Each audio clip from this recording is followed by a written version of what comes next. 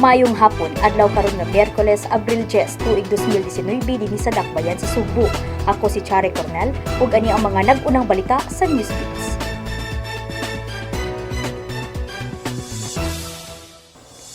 Kasong kalapasan sa Comelec gun ban pa ang gipasaka batok sa suspect sa Silawan murder kinsa ni angkon nga iyang gipatay ang dalaga.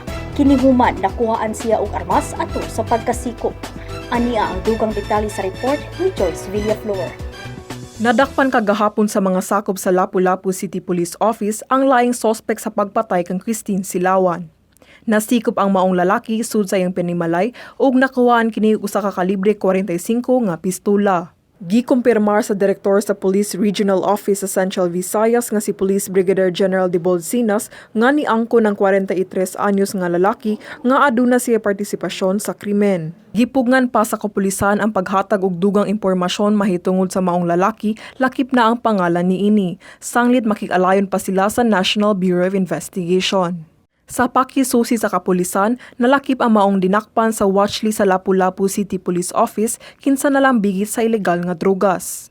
Giingon na ibog kini ni Christine sa dihang nagkaila-ila sila sa social media. Giangkon sa maong lalaki nga aduna kini plano molarga og Bohol aron motago dihang nilutaw ang iyang pangalan sa Special Investigation Task Group Silawan. Samtang nipadayag si Lapu-Lapu City Mayor Paz Radaza nga andam muhatag ang dakbayan ug panginabuhian ngadto sa inahan ni Christine nga si Lourdes. Buot sa mayor nga mahimutang na usab ang inahan sa dalaga nunot sa kasakit nga nahiaguman sa pagkamatay sa anak. Joyce Villaflor, Newsbeats. Subay ni ining balita, wala pa gikonsiderar ni Philippine National Police Chief Oscar Albayalde na case closed ang kasong pagpatay kay Christine Silawan bisan pa man nasikop na ang suspect.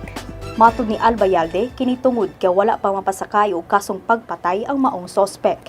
Nagtuo siya nga aduna pay kalambuan sa gihimong ocular inspection sa Lapu-Lapu City Police Office uban ang maong suspect sa dapit diin niya gipatay si Silawan ug asa niya gilabay ang mga gamit niini.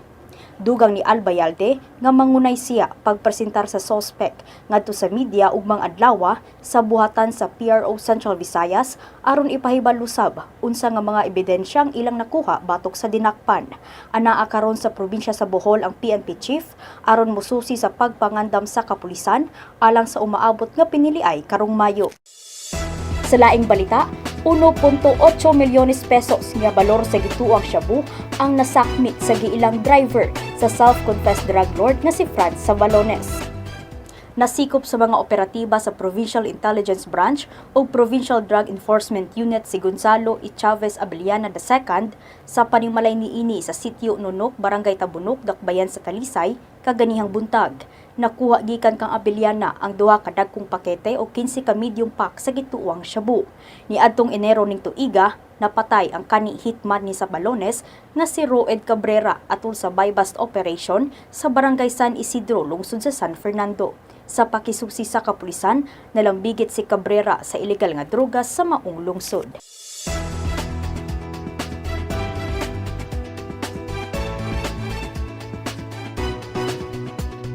Ug alang sa atong Superboard, gilusad na ni adtong Lunes sa Department of Agriculture sa Central Visayas ang Summer Buko Fest sa Dakbayan sa Mandaue. Kinihuman nakita ni Agriculture Secretary Emmanuel Manny Piñol nga gikinahanglang awhagon ang mga coconut farmers nga magbaligya og butong inay kopras. Gawas nga mas makatabang kini sa mga mag-uuma, aduna usab nutritional value ang butong sa lawas sa tawo. Gani, gimanduan sab ni Piñol ang mga kawani sa Department of Agriculture nga inay soft drinks, buko juice na ang iserve sa matag kalihukan sa ahensya.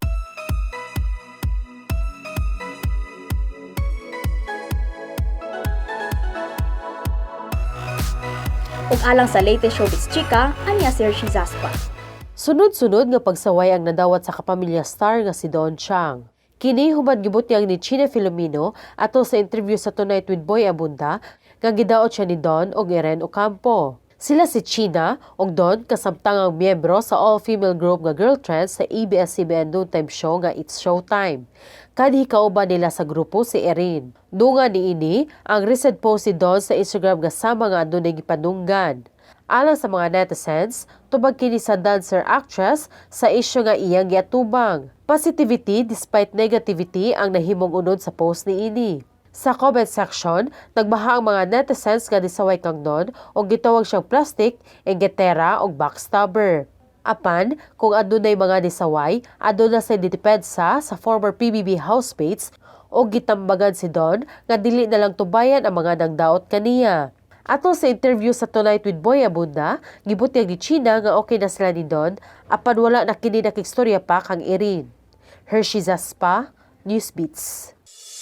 Ug mao kato ang naglangkob sa mga nag-unang balita alang sa dugang kasayuran, bisitaha ang www.sunstar.com.ph.